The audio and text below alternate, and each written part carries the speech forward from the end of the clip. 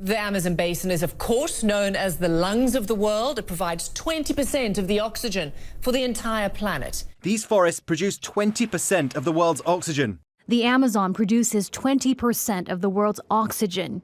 That's why it's called the planet's lungs. It's a stat that's been repeated countless times by journalists, celebrities, and politicians alike as fires in the Amazon rainforest continue to burn. But it's actually not true. The Amazon rainforest doesn't produce 20% of our planet's oxygen. And while there are plenty of reasons to be worried about the fires, our oxygen supply isn't one of them. In fact, the world's oxygen levels are pretty stable. Experts say there's enough of it in the air to last millions of years, and those levels aren't dependent on rainforest. Most of the oxygen we breathe actually originated in the oceans. Here's where the misunderstanding comes from.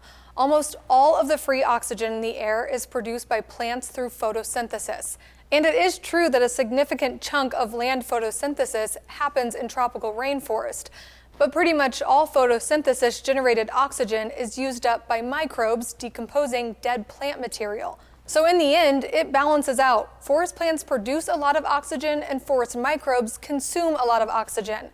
Scott Dinning, a professor of atmospheric science at Colorado State University, put it this way: even if all organic matter on Earth were burned at once, less than 1% of the world's oxygen would be consumed.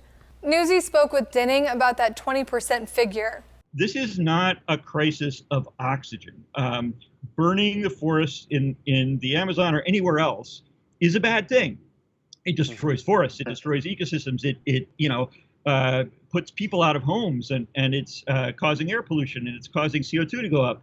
But we really don't need to be worried about a lack of oxygen because of these fires. Experts also say deforestation in general is a major concern. According to preliminary data from the government satellite monitoring agency, the Brazilian Amazon lost 430 square miles of forest so far in August, and that doesn't include fire damage.